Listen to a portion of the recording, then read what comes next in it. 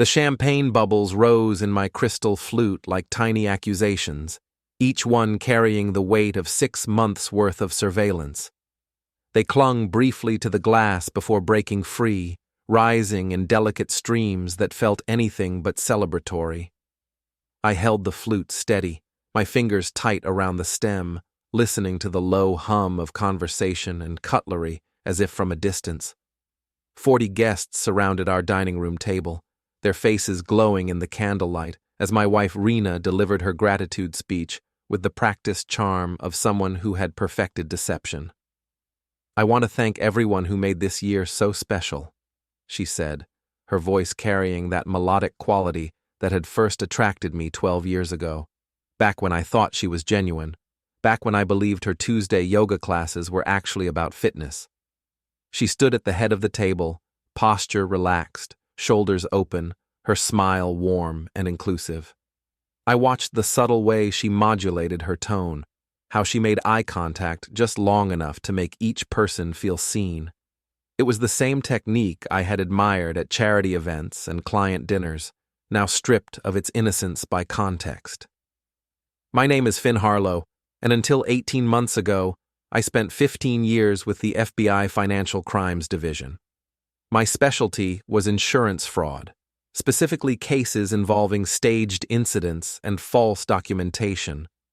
I had developed an eye for patterns, for the small inconsistencies that revealed elaborate deceptions. What I never expected was to find myself using those skills on my own wife. To my wonderful husband Finn," Rina continued, raising her glass toward me with a smile that would have fooled anyone who hadn't spent the last 6 months documenting her lies. "Thank you for supporting my business dreams and understanding when work keeps me busy." The word landed heavily. Work. That's what she called her Tuesday visits to the storage facility on Maple Street.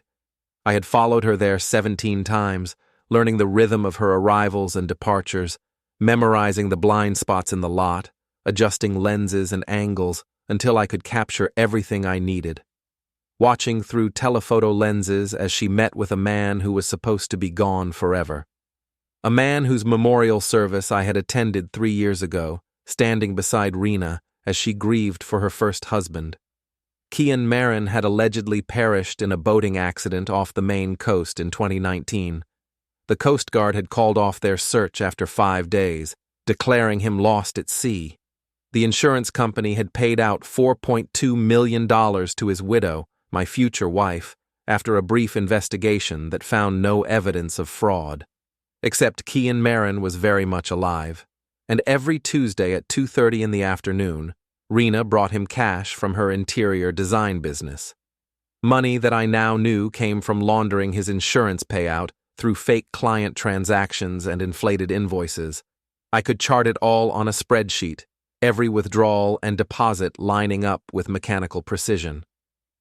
"And to my dearest friend June," Rina said, turning toward her best friend who sat 3 seats down from me.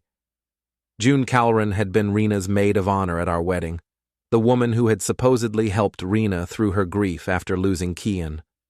What I discovered 2 months ago was that June had also notarized the fraudulent paperwork that declared Kian legally gone. June raised her wine glass with a nervous smile, the same expression she wore whenever Rina mentioned her Tuesday schedule.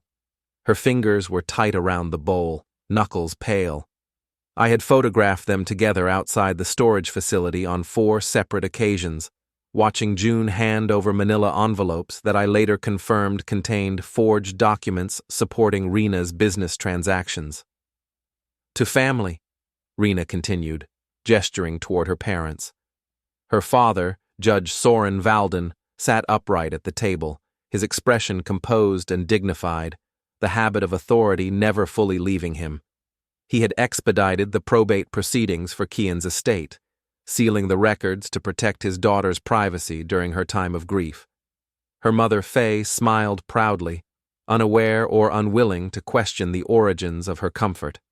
She had used Kian's insurance money to purchase their beach house in Bar Harbor, though she believed the funds came from Rina's successful design work. The irony wasn't lost on me. I had married into a family of criminals while working for the federal agency responsible for investigating their exact type of scheme. For 3 years, I had lived with Rina, sharing a bed with a woman who was committing felony insurance fraud on a scale that would have made headlines if anyone had suspected the truth. But nobody suspected anything, because Rina Valden Harlow was perfect. She volunteered at the animal shelter, donated to local charities, and had built a reputation as one of Maine's most talented interior designers. Her grief over losing her first husband had been so convincing that even I had believed it when we started dating 6 months after Kian's memorial service. I stood up slowly, my chair scraping against the hardwood floor with a sound that cut through the dinner conversation. It was louder than I expected, sharp enough to draw every eye. 40 faces turned toward me, curiosity flickering as guests paused mid-bite, expecting the usual toast I gave at Rina's birthday celebrations. Something grateful and loving about the woman who had brought meaning back to my life after my early retirement from federal service. Instead, I looked directly into my wife's green eyes and said, "Including the man you've been visiting every Tuesday?" The silence that followed was absolute. It spread outward like a vacuum, swallowing the clink of glasses and the murmur of conversation. June's wine glass stopped halfway to her lips, Merlot splashing across the white linen tablecloth as her hand trembled. Rina's smile froze in place, her champagne flute suspended in the air like a crystal question mark. "What man?" Faye Valden asked, her voice sharp with maternal concern. I reached into my jacket pocket and withdrew a manila envelope containing 6 months of evidence. The paper felt thick and reassuring in my hand. GPS tracking data from the device I had placed on Rina's car, telephoto photographs of her meetings with Kian, bank records showing the pattern of cash withdrawals that coincided with her Tuesday visits, insurance documents that I had obtained through my former FBI contacts, revealing discrepancies in Kian's case file that had been overlooked during the original investigation. "The man who was supposed to drown 3 years ago," I said, placing the envelope on the table. "Your first husband, Kian Marin, the one whose memorial service we all attended, the one whose insurance money has been funding your mother's beach house and your business expansion." Rina's face went pale, the color draining from her cheeks in stages, but she maintained her composure with the skill of someone who had been lying professionally for years. Her grip on the flute tightened imperceptibly, and when she spoke, her tone was steady, almost soothing. "Finn, what are you talking about? You're scaring our guests." "I'm talking about insurance fraud," I replied, my voice carrying the authority I had developed during 15 years of federal investigations. "I'm talking about a $4.2 million payout for a man who faked his own demise. I'm talking about money laundering through fraudulent interior design contracts. I'm talking about forged documents and sealed court records and a conspiracy that involves half the people sitting at this table." Judge Valden stood up abruptly, his face flushed with anger. "That's enough, Finn. I don't know what kind of delusion you've developed, but—" "Storage unit number 47 on Maple Street," I interrupted. "Rented under the name Catherine Mills, which happens to be your daughter's middle name and maiden name combination. Kian has been living there for 3 years, while Rina brings him cash every Tuesday at 2:30. June provides the documentation he needs to move money without detection. You expedited the probate proceedings and sealed the records to prevent scrutiny."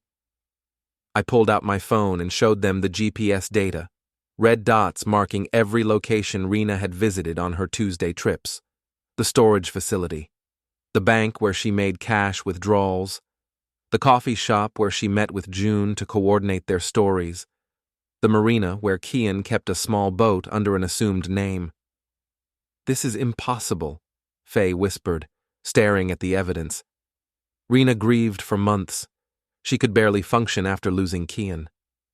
"She grieved for the life she had to give up," I said, "not for a man who was very much alive and planning their next move. The tears were real because the situation was genuinely difficult.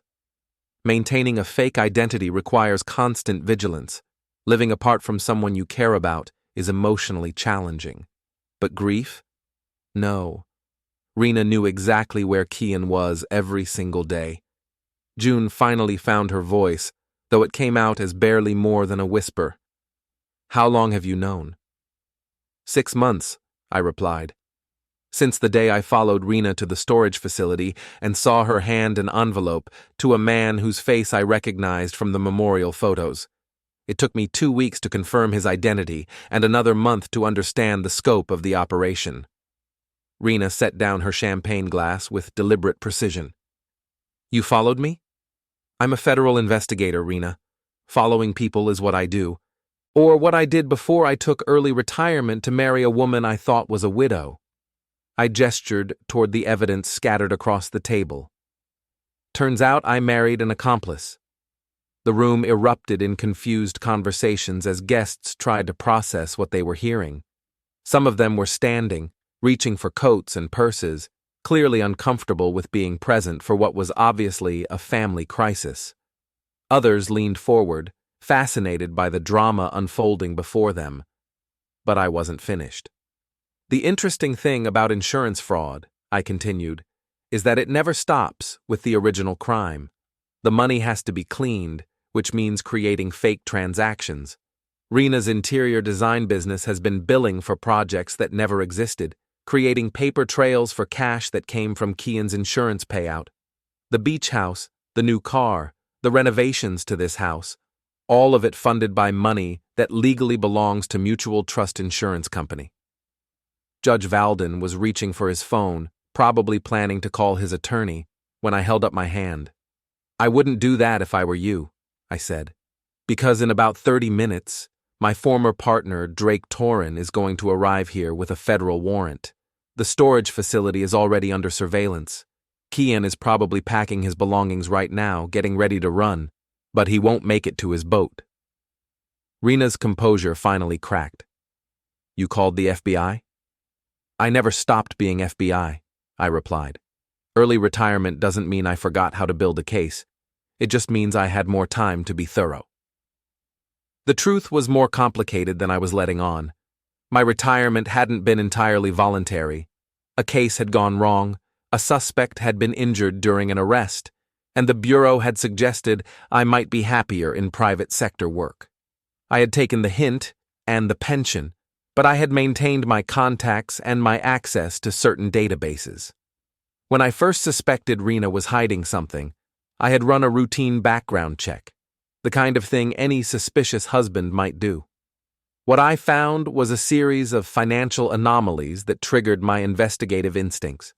Small discrepancies in her business records, cash deposits that didn't match her reported income, and a pattern of Tuesday activities that seemed inconsistent with her claimed schedule.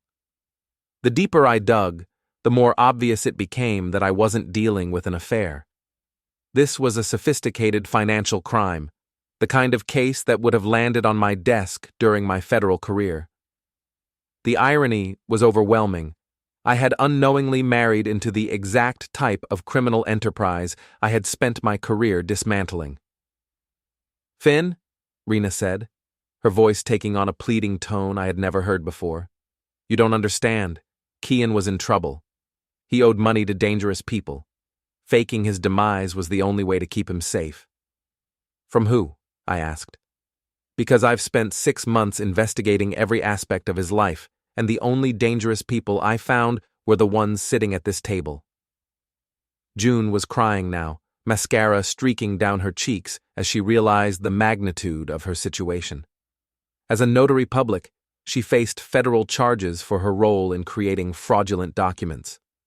Her husband Tom was staring at her with a mixture of confusion and horror, clearly learning about his wife's criminal activities for the first time. "How much does Tom know?" I asked June directly. "Nothing," she sobbed. "He doesn't know anything."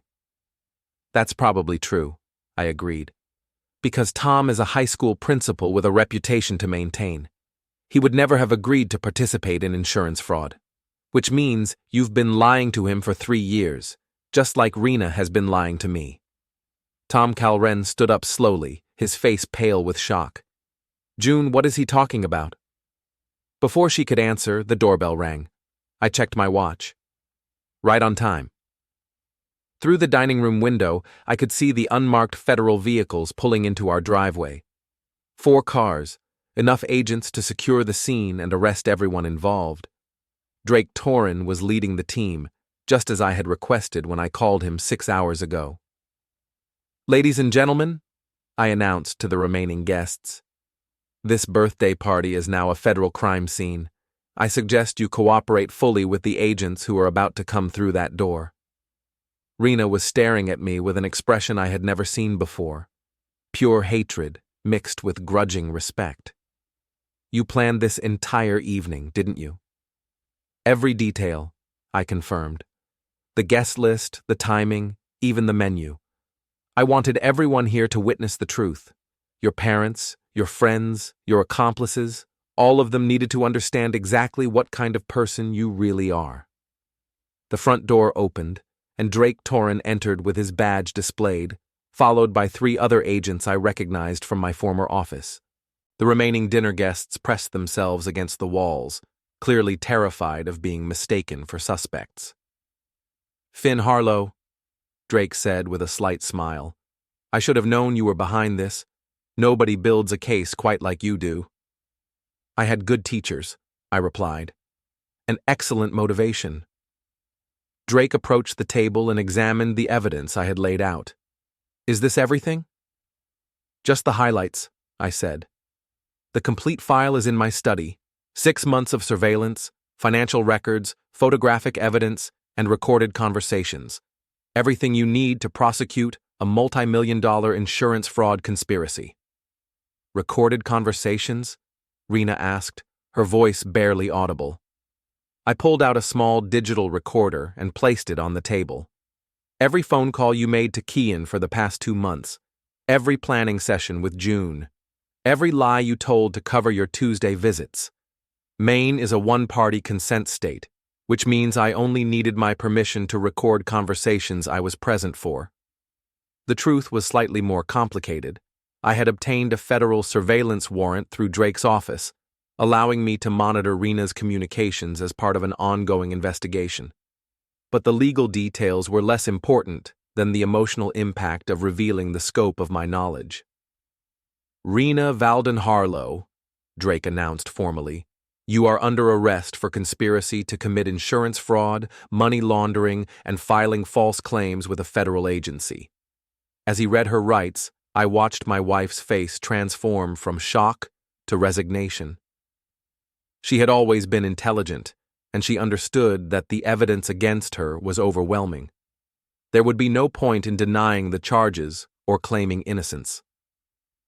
June Calrin, another agent said, approaching her with handcuffs. You are under arrest for notarizing fraudulent documents and conspiracy to commit insurance fraud. Judge Valden was next, though his arrest would be handled more delicately due to his position. Federal charges against a sitting judge required careful coordination with state authorities, but the evidence of his involvement in expediting fraudulent probate proceedings was clear. What about Kian? I asked Drake. Arrested 20 minutes ago at the storage facility, he replied. Your surveillance was perfect. He was loading cash into a boat, probably planning to disappear permanently. We recovered $800,000 in currency and a collection of false identification documents. I felt a satisfaction that was both professional and personal. After 6 months of careful investigation, every piece of the conspiracy had fallen into place. The criminals were in custody, the evidence was secure, and justice was being served. But as I watched Rina being led away in handcuffs, I realized that my satisfaction was incomplete. This wasn't just a successful case.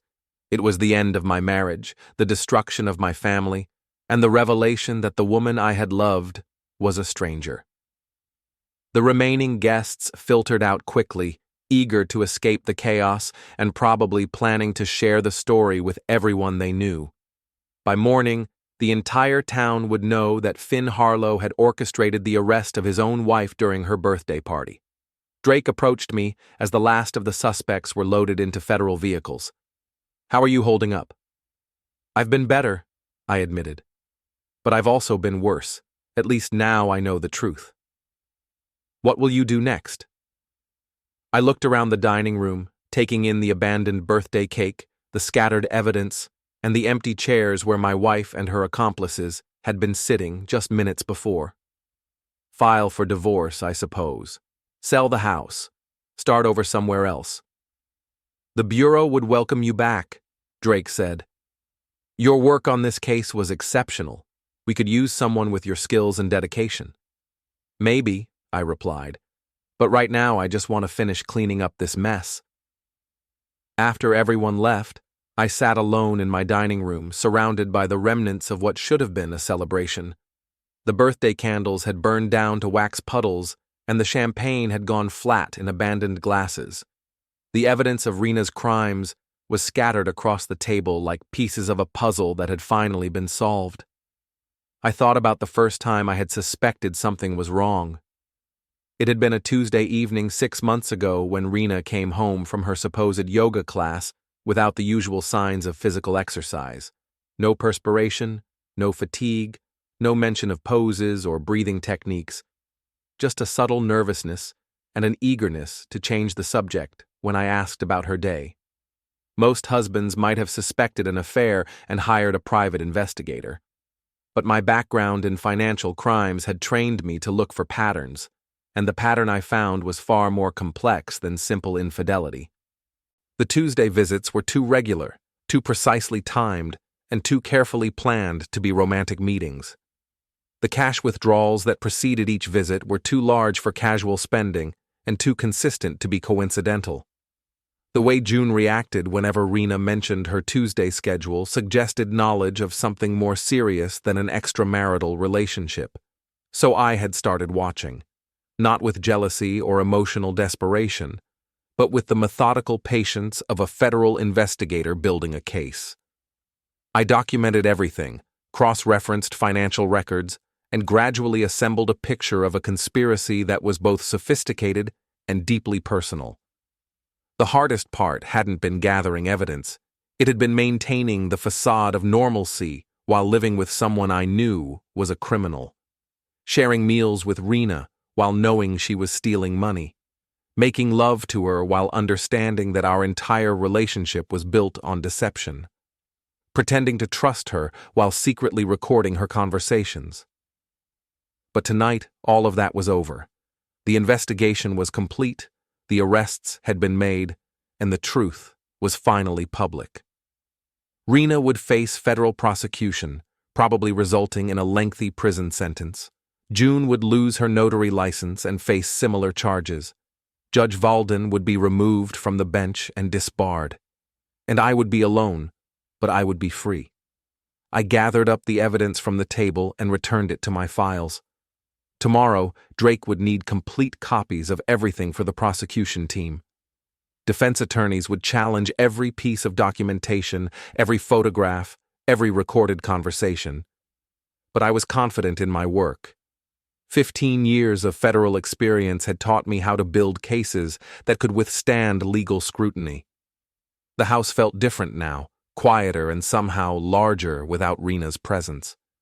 I realized I had been holding my breath for 6 months, waiting for this moment of revelation and resolution. Now I could finally exhale.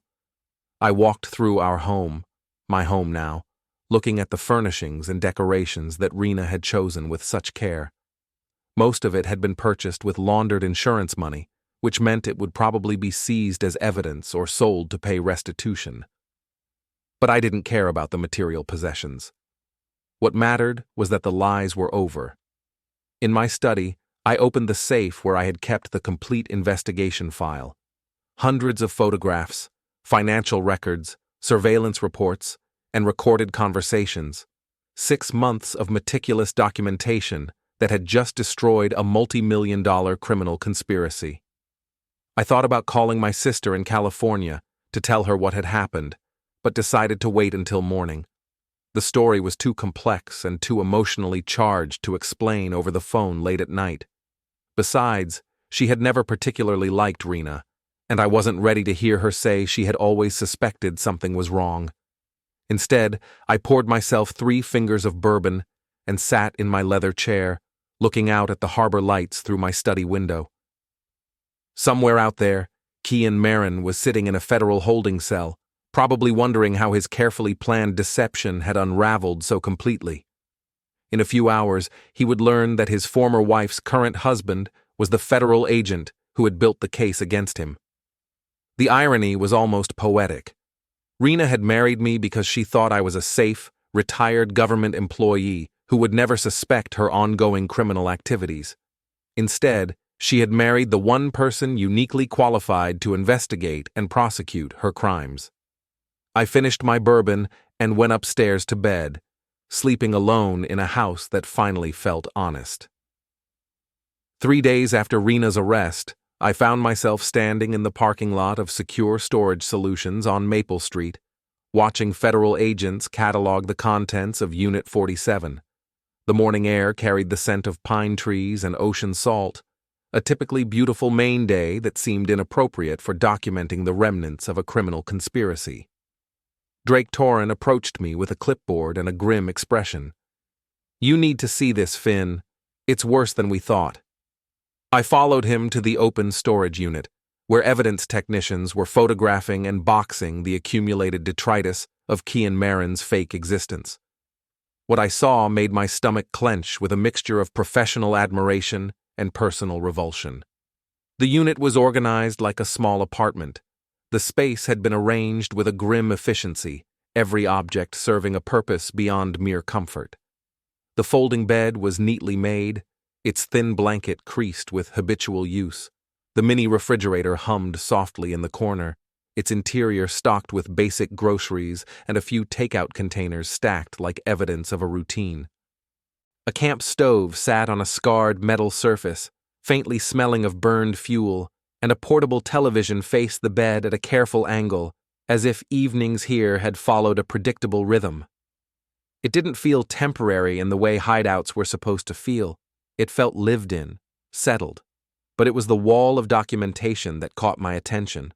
Hundreds of manila folders containing financial records, false identification papers, and correspondence that revealed the true scope of their operation. "How long was he actually living here?" I asked. "Based on the utility connections and the wear patterns on the furniture, probably 6 months," Drake replied. Before that, he was moving between cheap motels and short-term rentals, always paying cash, never staying anywhere long enough to establish a pattern. I examined the financial records spread across a folding table. The paper smelled faintly of dust and toner, edges worn from frequent handling, bank statements from accounts I hadn't known existed, investment portfolios managed under assumed names, and real estate transactions that showed Kian had been purchasing property throughout New England using laundered insurance money. The numbers blurred together at first, then began to cohere into something methodical and deliberate. This wasn't just about the $4 million from his policy, I realized. They were building a portfolio, planning for a long-term future together. "Gets better," Drake said, handing me a thick folder labeled Future Plans. "Take a look at this." Inside were detailed blueprints for a house in Costa Rica, complete with architectural drawings and contractor estimates. The paper was glossy, expensive. Flight itineraries to San Jose were clipped neatly inside, dates highlighted. Bank account information for offshore institutions that didn't cooperate with American law enforcement sat behind them, dense with fine print. And a timeline that showed they had been planning to disappear together within 6 months, milestones marked with unsettling confidence. "They were going to abandon everything," I said, studying the documents. "Leave the country, start over with new identities." "Including abandoning you," Drake pointed out. According to these papers, Rina was planning to fake her own demise in a car accident sometime this fall. Make it look like she lost control on a mountain road, went over a cliff. Body never recovered, just like Kian's boating accident. The revelation hit me like a physical blow. My chest tightened, breath catching as the words settled. Not only had Rina been stealing money and lying about her first husband's survival, she had been planning to fake her own ending and leave me to grieve for a woman who was very much alive and living in Central America. How? I asked, though I wasn't sure I wanted to know the details. Drake showed me another folder containing photographs of wrecked vehicles, insurance claim forms, and detailed notes about staging automotive accidents. The images were clinical, detached, twisted metal, scorch marks, angles carefully annotated. They had it all worked out. Rina would take a weekend trip to Vermont, supposedly to visit design clients. Her car would be found at the bottom of a ravine, damaged by fire to prevent forensic analysis. She would hike out to a predetermined location where Kian would be waiting with new identification and travel documents. I sat down heavily on a folding chair, the metal frame creaking under my weight. My hands rested uselessly on my knees as the scale of it pressed in from every direction. The insurance money from her policy would have been another $2 million. Plus the life insurance policy you took out when you got married, Drake added quietly. $500,000 with you as the beneficiary, except you would have donated it to charity or used it to fund a memorial scholarship just like you did with your father's policy. The cruelty of their plan was breathtaking. They hadn't just been stealing from insurance companies, they had been preparing to steal my grief, my memories, and my ability to trust anyone ever again. I would have spent years mourning a woman who was enjoying a tropical paradise with money stolen from my emotional devastation. There's more, Drake said, though he looked reluctant to continue. He handed me a laptop computer that had been password protected but cracked by the FBI's digital forensics team. The screen glowed starkly in the dim unit, lines of text scrolling past as he navigated to a specific folder. The screen showed a series of email conversations between Rina and Kian, dating back to before our wedding. The first message was from 2 weeks after our engagement. Kian, the plan is working perfectly. Finn is completely convinced I'm a widow. He's sweet and trusting and has no idea about financial crimes. This will be easier than we thought. R. Rina, be careful not to get too attached. Remember, this is temporary. 2 years maximum, then we disappear together. K. I won't get attached. He's a means to an end, nothing more, though I have to admit, the intimacy isn't terrible. R.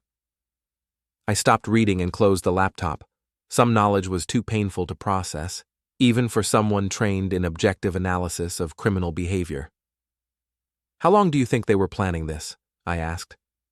Based on the email timestamps, they started developing the plan about 6 months before Kian's supposed accident, Drake replied, which means they were already married and plotting insurance fraud when they decided to add you to their scheme. The timeline was becoming clear. Rina and Kian had been experiencing financial difficulties, probably gambling debts or failed investments, and had decided that insurance fraud was their solution. But $4 million wasn't enough for the lifestyle they wanted, especially after taxes and the costs of maintaining false identities. So they had expanded their plan. Kian would fake his demise and disappear while Rina played the grieving widow. She would use her supposed grief to attract a new husband, someone stable and trustworthy who wouldn't suspect criminal activity. After a few years of marriage, she would fake her own ending and join Kian in their new life, leaving behind another insurance payout and a devastated spouse. I had been selected as their mark not because Rina loved me, but because my background in federal law enforcement made me appear trustworthy to insurance companies and financial institutions. My reputation for honesty would lend credibility to any claims Rina might file. The really sick part, Drake continued, is that they researched you extensively before Rina engineered your first meeting. They knew about your work in financial crimes, your divorce from your first wife, your tendency to be protective of people you care about. They planned every aspect of your relationship.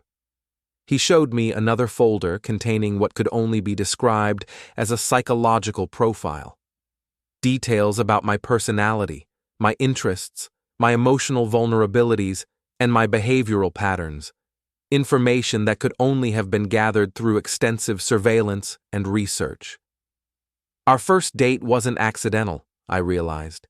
The coffee shop, the conversation about her grief, the way she seemed to need protection, all of it was scripted.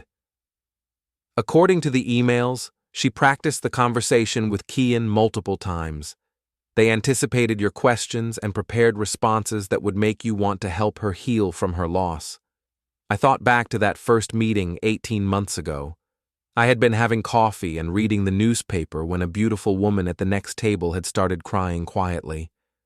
When I asked if she was okay, she had explained that she was struggling with the anniversary of her husband's accident. She seemed so vulnerable, so genuinely heartbroken, that I had offered to buy her lunch and listen to her story. Everything about that encounter had been designed to manipulate my protective instincts and my professional sympathy for crime victims. Rina had played the role of a grieving widow so convincingly that I had fallen completely for her performance. "How many other men do you think they considered?" I asked. Drake consulted another file. Based on the research documents, at least 12. They had detailed profiles on potential targets throughout New England. You were selected because your federal background made you the most credible candidate for their long-term plan. The evidence technicians were finishing their catalog of the storage unit contents, sealing boxes of documents and personal belongings that would become prosecution exhibits. I watched them work with the detached efficiency I remembered from my own federal cases, though being on the victim's side of an investigation felt surreal. "What happens next?" I asked. "Grand jury indictment within 2 weeks," Drake replied. "The evidence is overwhelming, and all 3 suspects are cooperating to some degree. Rina is claiming she was coerced by Kian, June is saying she thought the documents were legitimate, and Kian is trying to negotiate a plea agreement. What kind of sentences are we looking at?" "For Kian, probably 12 to 15 years. He's the mastermind, he faked his demise, and he has no cooperation value since we already know everything. For June, maybe 3 to 5 years if she continues cooperating. For Rina," Drake paused, clearly uncomfortable with discussing my wife's potential punishment. "For Rina, probably 8 to 10 years, he continued. "She'll get some credit for cooperation, but she was a full partner in the conspiracy, not a victim. The plan to fake her own ending and leave you grieving will probably influence the judge toward the higher end of the sentencing range. 8 to 10 years. By the time Rina was released from federal prison, I would be in my 50s, probably remarried, or at least moved on with my life. She would emerge into a world where her crimes were public record, her professional reputation was destroyed, and her family had been devastated by her choices. Any chance she'll beat the charges?" I asked, though I knew the answer. None. The evidence is too comprehensive, and her own emails provide proof of intent. Defense attorneys will argue for reduced sentences, but convictions are inevitable. I nodded, feeling a mixture of satisfaction and sadness. Justice would be served, but it wouldn't repair the emotional damage or restore the trust that had been shattered. I would spend years questioning my judgment, wondering how I had missed the signs, doubting my ability to recognize genuine emotion in future relationships. We left the storage facility as the evidence technicians finished loading their vehicles. The unit stood empty now, just another rectangular space in a long row of identical compartments. Nothing remained to indicate that it had been home to one of the most elaborate insurance fraud schemes in recent Maine history. Drake offered to buy me lunch, but I declined. I needed time alone to process what I had learned about the scope of Rina's deception. The revelation that our entire relationship had been planned and scripted was somehow more painful than discovering her criminal activities. I drove home slowly, taking the scenic route along the harbor to delay my return to the house that no longer felt like a sanctuary. The afternoon sun reflected off the water in patterns that reminded me of the champagne bubbles at Rina's birthday party. Beautiful, but ephemeral, rising toward the surface before disappearing forever. At home, I found a message on my answering machine from Tom Calren, June's husband. His voice was shaky and confused as he asked if we could talk about what had happened to our wives. He was struggling to understand how June had become involved in federal crimes without his knowledge, just as I was struggling to accept that my marriage had been a criminal conspiracy. I decided to call him back. We were both victims of elaborate deceptions, both married to women who had hidden their true natures with skill and determination. Perhaps we could help each other make sense of the wreckage our lives had become. Tom, this is Finn Harlow. I got your message. Finn, thank God you called. I don't know what to think or who to trust anymore. June has been lying to me for 3 years, and I never suspected anything. I understand exactly how you feel, I replied. The people we thought we knew were strangers. The marriages we thought we had were illusions. How did you figure it out? How did you know to investigate Rina? I explained my background in financial crimes and the small inconsistencies that had triggered my suspicion. But I also acknowledged that without my specialized training, I probably would have missed the signs just as Tom had. The thing that bothers me most, Tom said, is wondering what else they lied about. If June could hide federal crimes for 3 years, what other secrets has she been keeping? It was a question that had been haunting me as well. If Rina could fake grief, plan insurance fraud, and script our entire relationship, then nothing about our marriage could be trusted. Every memory was potentially false, every emotion possibly calculated, every intimate moment potentially part of her performance. We may never know the complete truth, I admitted, but we know enough to understand that we were victims, not willing participants. That has to be sufficient for moving forward. We talked for another hour, sharing details about our wives' deceptions and trying to make sense of how we had been so thoroughly fooled. Tom was a good man who had genuinely loved his wife and trusted her completely.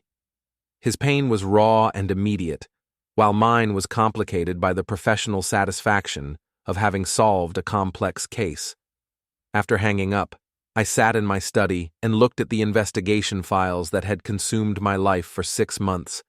Hundreds of hours of surveillance, thousands of documents, countless photographs, all building toward the moment when I stood up at Rina's birthday party and destroyed her carefully constructed lies.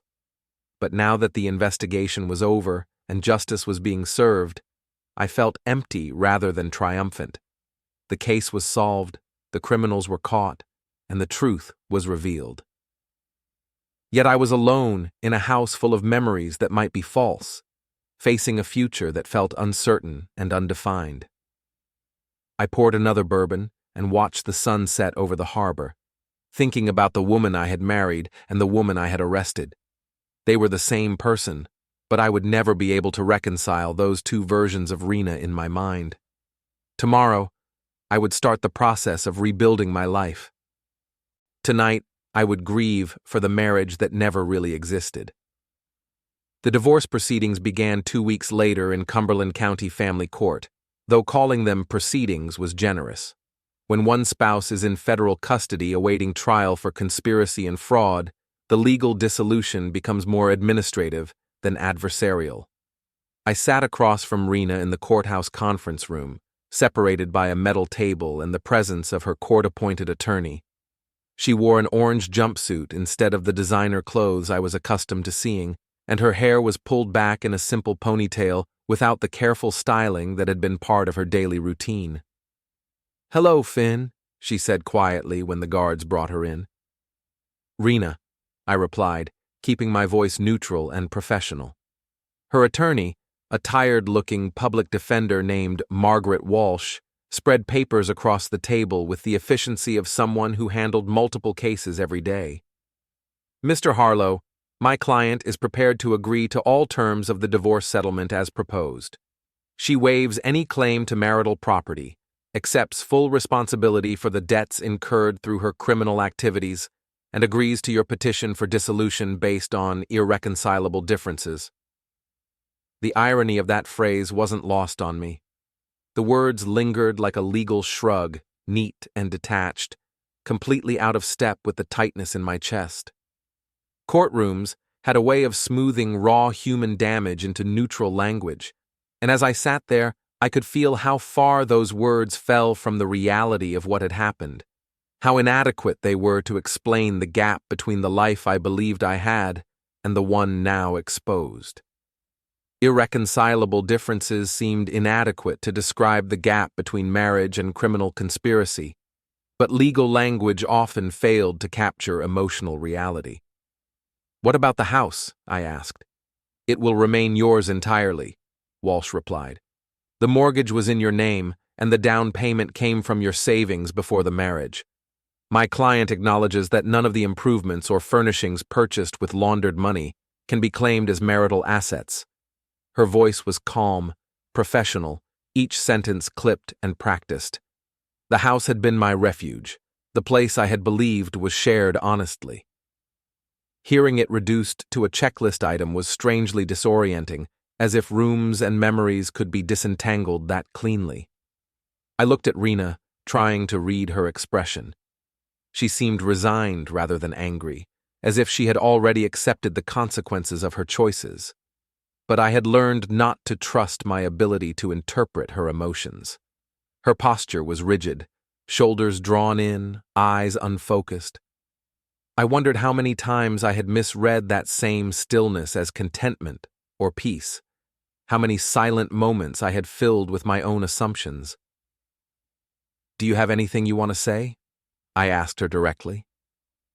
She was quiet for a long moment, staring at her hands folded on the table. When she finally spoke, her voice was barely audible. "I want you to know that some of it was real," she said. "Not the beginning, not the reason we met, but some of the feelings that developed. I wasn't acting every moment of every day." The confession landed softly, but left a bruise. Part of me wanted to dismiss it outright, to reject any suggestion that sincerity had existed alongside the deception. Yet another part strained to hear it, to salvage something untainted. "Which parts?" I asked. "Which moments can I trust as genuine?" "I don't know," she admitted.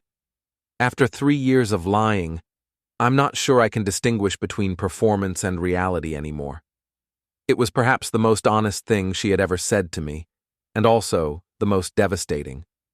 If she couldn't separate truth from deception in her own memories, then I would never be able to trust anything about our relationship. "Why me?" I asked. "Of all the potential targets you researched, why did you choose me specifically?" Rina glanced at her attorney, who nodded permission to continue. "Because you seemed kind," she said. "The other men we investigated were wealthy or successful, but they seemed cold or selfish. You had a reputation for helping people, for being protective of anyone you cared about. Even when we were planning to deceive you, I respected that quality." Each word felt deliberate, weighed. I felt a hollow pressure behind my ribs, the realization settling in with cruel clarity. "You respected my kindness while planning to exploit it." "Yes," she said simply. "I know how that sounds, but it's the truth. We needed someone trustworthy and decent to make our plan work. The fact that you were genuinely good at your core made you perfect for our purposes." Her honesty was brutal in its simplicity. They had selected me not despite my positive qualities, but because of them. My integrity had made me an ideal victim for their elaborate fraud. "What about the plan to fake your own ending?" I asked. "How could you plan to put me through that grief?" Rina's composure finally cracked, tears forming in her eyes for the first time during our conversation.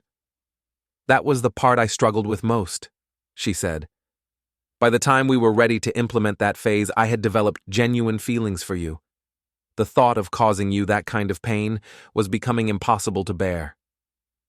Her voice wavered, and she blinked hard, as if trying to maintain control in front of too many witnesses. "But you were still planning to go through with it?" "I don't know," she said honestly. "Kian was pressuring me to stick to the timeline, but I was having serious doubts. Part of me was hoping you would discover the truth before I had to make that choice." I studied her face, looking for signs of deception or manipulation, but her tears seemed genuine. and her admission of uncertainty rang true in a way her previous explanations had not. "Are you saying you wanted to be caught?" "I'm saying I was trapped between two impossible choices," she replied. "Betray Kian and abandon the plan we had worked on for years, or betray you and destroy the first honest relationship I had experienced in my adult life." The revelation was both comforting and tragic. If Rina had developed genuine feelings for me, then our marriage hadn't been entirely false.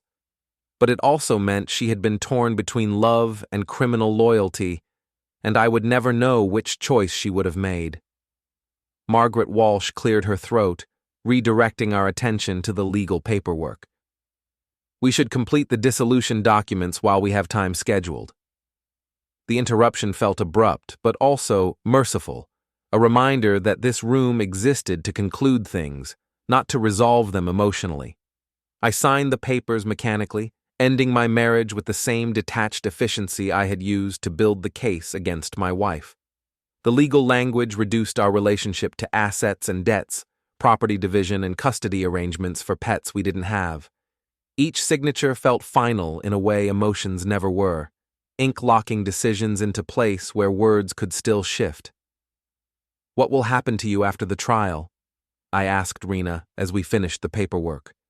"Federal prison, probably for 8 to 10 years according to my attorney. After that, I'll try to rebuild my life somewhere else. Start over with whatever skills I have left." "Will you stay in contact with Kian?" She shook her head. "That part of my life is over. Whatever feelings I had for him were destroyed by this experience. I can't forgive him for pushing me to hurt you." It was a small comfort, knowing that their criminal partnership had also destroyed their personal relationship. Justice was being served on multiple levels. The guards returned to escort Rina back to her holding cell. She stood slowly, looking at me with an expression I couldn't quite read. "Finn," she said, "I know this doesn't matter now, but I am genuinely sorry for what I did to you. You deserved better than being used as part of someone else's criminal plan." "Yes," I agreed. "I did deserve better." She nodded and allowed the guards to lead her away. I watched her go, feeling a mixture of sadness and relief. The legal dissolution was complete, but the emotional processing would take much longer. Margaret Walsh gathered her papers and prepared to leave. "Mr. Harlow, I want you to know that your wife's remorse seems genuine. She's been cooperative with federal investigators and has expressed consistent regret about involving you in her crimes." "Does that matter legally?" I asked. "For sentencing purposes, yes. Judges consider genuine remorse when determining punishment. It won't change the conviction, but it might influence the length of her prison term." I nodded, though I wasn't sure how I felt about Rina receiving a reduced sentence. Part of me wanted her to face the full consequences of her choices, while another part recognized that her cooperation with authorities served the interests of justice. After leaving the courthouse, I drove to the harbor and sat on a bench overlooking the water. Fishing boats were returning with their afternoon catch, seagulls circling overhead in hopes of claiming scraps. The scene was peaceful and normal, a reminder that life continued despite personal upheavals. The smell of salt and diesel mixed in the air, and the steady slap of water against the docks gave my thoughts something to lean against. My phone rang, Drake Torrin calling with updates about the federal case. "How did the divorce go?" he asked. "Completed," I replied. "Rina waived all claims and accepted full responsibility. The marriage is legally dissolved." "Good. That should simplify things when we get to trial. How are you holding up?" "I'm processing," I said honestly. "Some days are better than others." "I have news about Kian's cooperation," Drake continued. "He's providing details about other insurance fraud schemes he was involved in before faking his own demise. Looks like this wasn't his first time." "How many other victims?" "At least 3 previous cases in different states. Always the same pattern: fake his ending, collect insurance money, disappear for a few years, then surface with a new identity. He's been running this scam for over a decade." The revelation was both shocking and oddly comforting. If Kian was a career criminal with multiple victims, then Rina's involvement was less calculated and more the result of being manipulated by an expert. It didn't excuse her choices, but it provided context for how she had become involved in such an elaborate scheme. "What about June Calren?" I asked. "She's cooperating fully and providing information about document forgery networks." Turns out she was involved in more than just Kian's case. Her notary services were being used by several criminal organizations. So Tom's wife was deeper into this than we initially thought. Much deeper. She was essentially running a document fraud business while maintaining her cover as a suburban housewife. Tom genuinely had no idea. We've cleared him completely. I thought about my conversation with Tom and how devastated he had been by his wife's arrest. Learning that June's criminal activities were extensive and long-standing would be another blow to his ability to trust his own judgment. "When do you expect the trial to begin?" I asked. "Probably 6 months. Defense attorneys will file various motions, but the evidence is so comprehensive that most of their efforts will focus on plea negotiations rather than challenging the charges." "Will I need to testify?" "Probably not. Your investigation provided the evidence, but the crimes speak for themselves. Unless defense attorneys try to challenge your surveillance methods, your role will be more behind the scenes." I was relieved to hear that I wouldn't need to testify against Rina in open court. Building the case against her had been professionally necessary, but publicly describing her deception would be emotionally difficult. After finishing my conversation with Drake, I remained on the harbor bench as the sun began to set. The fishing boats had returned to their moorings, and the seagulls had dispersed in search of other opportunities. The water reflected the orange and pink colors of the evening sky, creating a scene of natural beauty that felt healing after the sterile environment of the courthouse. I thought about Rina's claim that some of our relationship had been genuine. Part of me wanted to believe her, to salvage something real from the wreckage of our marriage. But I also recognized the danger of accepting partial truths from someone who had demonstrated such skill at deception. The healthier approach was to accept that I would never know which moments had been authentic and which had been performance. Our entire relationship was contaminated by her criminal activities, and trying to separate truth from lies would only prolong my emotional recovery. My phone buzzed with a text message from my sister in California. "Saw the news about Rina's arrest. Are you okay? Do you need me to visit?" I had been dreading that conversation, but it was time to start rebuilding connections with family and friends who hadn't been part of Rina's deception. People who had known me before my marriage and would still know me after my divorce. I texted back, "I'm okay. Processing everything. We'll call you tomorrow." The simple act of reaching out to my sister felt like progress. For 6 months, I had been isolated by my secret investigation, unable to share my suspicions or seek support from people who cared about me. Now that the truth was public, I could begin reconnecting with my support network. I walked back to my car as the harbor lights began to flicker on. The town looked the same as it had before Rina's arrest, but my perspective had changed fundamentally. I was no longer a married man living a comfortable lie. I was a divorced man, facing an uncertain but honest future. At home, I found a stack of sympathy cards and supportive messages from neighbors and former colleagues who had learned about my situation. The outpouring of kindness was unexpected and deeply appreciated. People who barely knew me were offering help and expressing admiration for my courage in exposing my wife's crimes. One card in particular caught my attention. It was from Mrs. Patterson, the elderly woman who lived next door and had occasionally chatted with Rina about gardening. Her note was brief, but meaningful. "I always thought you deserved better than her. Now you have the chance to find it." The comment suggested that other people had sensed something false about Rina, even if they couldn't articulate their concerns. Perhaps my blindness to her deception hadn't been as complete as I had thought. Perhaps love had simply made me willing to overlook warning signs that others had noticed. I made myself dinner and ate alone at the kitchen table, something I would need to get accustomed to. The house felt larger and quieter without Rina's presence, but it also felt more honest. Every piece of furniture, every decoration, every photograph now carried the weight of truth rather than the burden of deception. Tomorrow, I would begin the practical work of rebuilding my life. Selling items purchased with laundered money, changing bank accounts, updating legal documents, and gradually creating a new routine that didn't revolve around investigating my wife's criminal activities.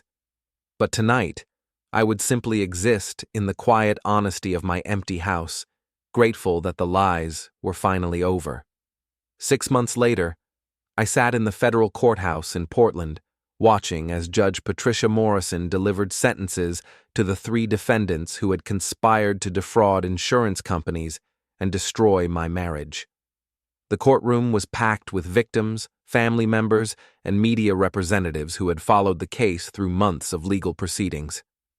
Kian Marin stood first, his hands cuffed behind his back as he faced the consequences of orchestrating multiple insurance fraud schemes over more than a decade. Judge Morrison's voice was stern and unforgiving as she addressed him directly.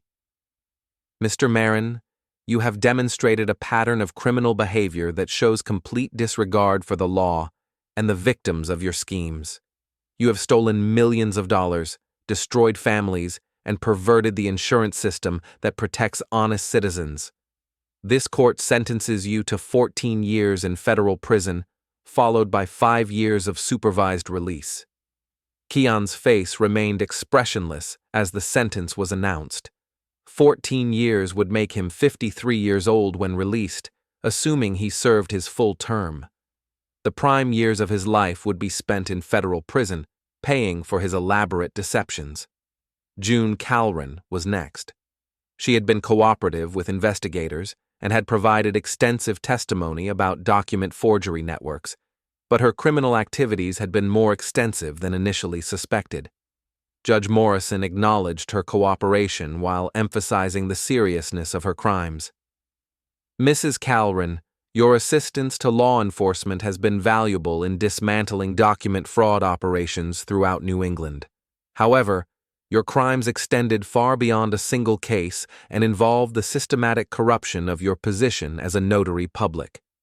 This court sentences you to 4 years in federal prison, followed by 3 years of supervised release."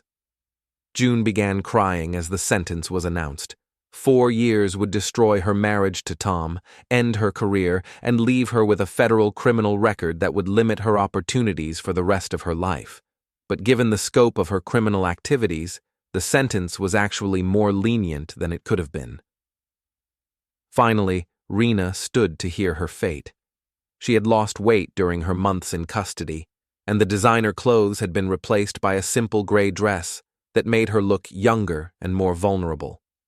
But I reminded myself that vulnerability could be another performance, another attempt to manipulate the emotions of people who might show her mercy. Judge Morrison consulted her notes before addressing Rina directly. "Mrs. Harlow, your case presents unique circumstances that this court has considered carefully. You were not the mastermind of this conspiracy, and your cooperation with investigators has been complete and valuable. However, you were a willing participant in elaborate fraud schemes that caused significant financial and emotional damage to victims." The judge paused, looking directly at Rina. "The court is particularly troubled by your plan to fake your own demise and leave your husband to grieve for someone who was alive and well. That level of cruelty toward an innocent victim demonstrates a callousness that cannot be overlooked, regardless of any genuine feelings you may have developed later." I felt a mixture of satisfaction and sadness as the judge acknowledged the emotional damage Rina had planned to inflict. Someone in authority was recognizing that financial crimes created more than monetary losses. They destroyed trust, relationships, and the ability of victims to believe in genuine human connection. "This court sentences you to 9 years in federal prison, followed by 4 years of supervised release. You will also pay restitution in the amount of $4.2 million to Mutual Trust Insurance Company. 9 years. Rina would be 46 years old when released, her business destroyed, her reputation ruined, her family relationships permanently damaged. The woman who had seemed so successful and confident was facing a decade of federal imprisonment for choices that had seemed clever and profitable when she made them. As the defendants were led away by federal marshals, I felt a complex mixture of emotions. Justice had been served, but it felt hollow rather than triumphant. 3 people were going to prison, multiple families had been destroyed, and the victims would spend years recovering from financial and emotional damage. Drake Torrin found me in the courthouse hallway after the sentencing. "How do you feel?" he asked. "Empty," I replied honestly. Satisfied that justice was done, but empty nonetheless. "That's normal for victims of elaborate fraud schemes," he said. "The legal resolution doesn't repair the emotional damage or restore the trust that was violated." We walked outside into the crisp autumn air. The leaves were changing colors, and the harbor was visible in the distance, reminding me of all the times I had walked these streets with Rina, believing our relationship was genuine. "What's next for you?" Drake asked. "I'm moving to Vermont," I said. "Bought a small house near Stowe, planning to start a consulting business for insurance companies. Help them identify fraud schemes before they get as elaborate as this one. Using your experience as a victim to help prevent other victims?" "Something like that. I figure my knowledge of how these schemes work from the inside might be valuable to companies trying to protect themselves." It was true, though not complete. The real reason for leaving Maine was that I needed to escape the memories and associations that made every day feel like a reminder of my failed marriage. Vermont offered the possibility of starting over in a place where nobody knew my story. "Will you stay in touch with any of the people involved in this case?" Drake asked. "Tom Calrin and I talk occasionally," I replied. "We're both trying to rebuild our lives after being married to criminals. It helps to have someone who understands the experience." Tom had filed for divorce from June immediately after her arrest, and his proceedings had been even simpler than mine since June had no assets to claim. He was planning to relocate to Florida, where his brother lived, and start teaching at a different school system where his wife's crimes wouldn't be common knowledge. "What about Rina?" Drake asked. "Any contact with her?" "None," I said firmly. Whatever feelings I had for her were based on lies. The real Rina is someone I never actually knew. That was my official position, though the truth was more complicated. I had received 2 letters from Rina during her months in custody, both apologizing for her deception and expressing what seemed like genuine remorse. I had read them carefully, looking for signs of manipulation or attempts to influence my testimony, but they appeared to be honest expressions of regret. Still, I had not responded to her letters and had instructed my attorney to refuse any future communications. Maintaining contact with Rina would prevent me from moving forward emotionally, regardless of whether her remorse was genuine. Drake and I shook hands outside the courthouse, ending my formal involvement in the case that had consumed 2 years of my life. The investigation, trial, and sentencing were complete. The criminals were in custody, the insurance companies would recover most of their losses, and the legal system had functioned as designed. But as I drove home to pack for my move to Vermont, I reflected on the personal costs of bringing criminals to justice. My marriage was destroyed, my trust in human relationships was damaged, and my faith in my own judgment was permanently shaken. Those were prices that couldn't be calculated in financial terms or addressed through legal proceedings. The house felt strange as I packed my belongings, knowing I would never return to the place where I had lived with Rina. Most of the furniture and decorations had been seized as evidence or sold to pay restitution, so I was mainly packing personal items and professional materials.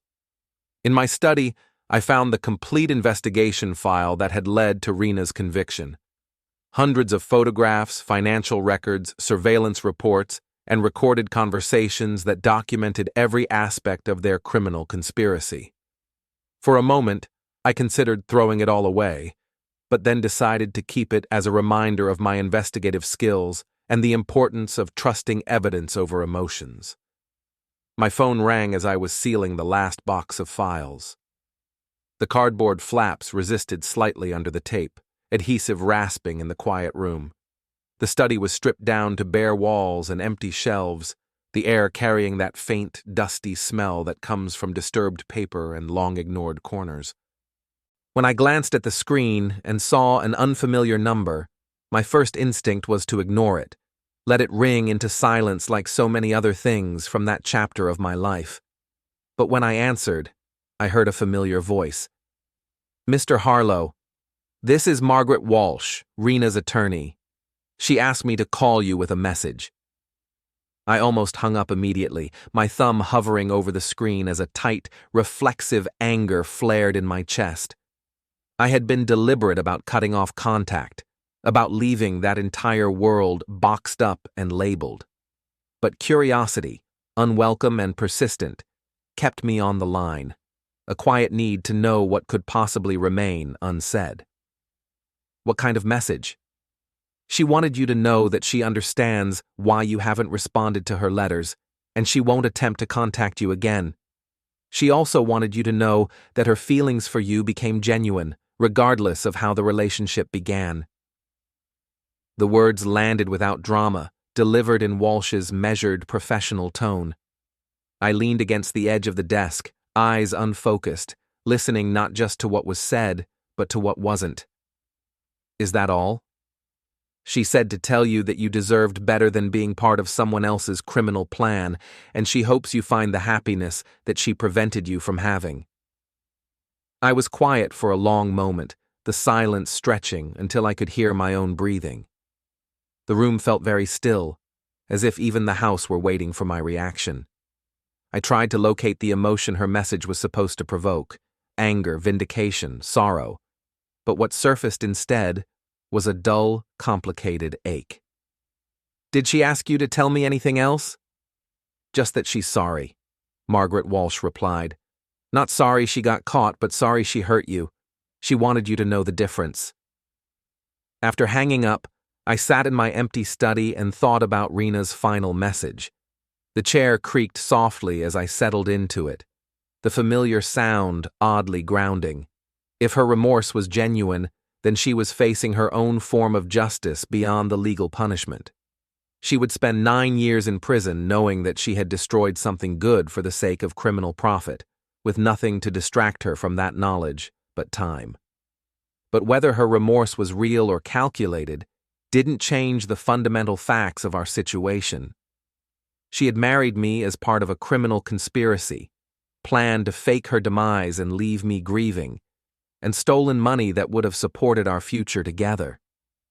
Those actions couldn't be forgiven or forgotten, regardless of any feelings that might have developed later. I loaded my car with the last of my belongings and took a final walk through the house where I had lived with a woman I thought I knew. My footsteps echoed faintly against hardwood floors as I moved from room to room, light spilling in through bare windows. The spaces felt larger now, stripped of furniture and illusion alike.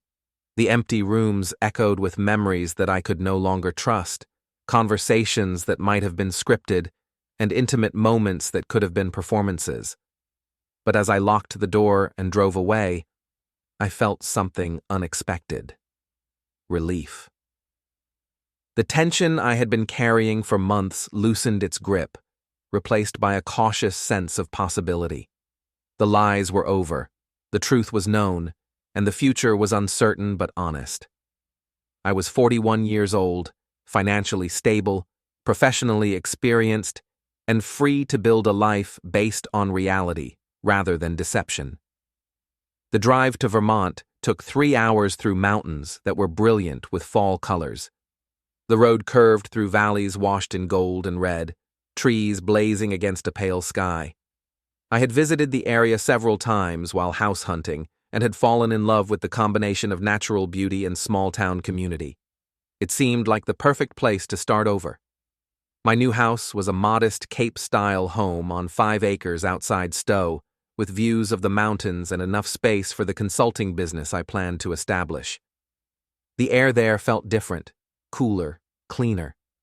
The real estate agent had mentioned that the previous owners were retiring to Florida, leaving behind a well-maintained property with good neighbors and easy access to both outdoor recreation and business opportunities. As I unpacked my belongings in rooms that had never been shared with Rina, I felt the first genuine optimism I had experienced in 2 years.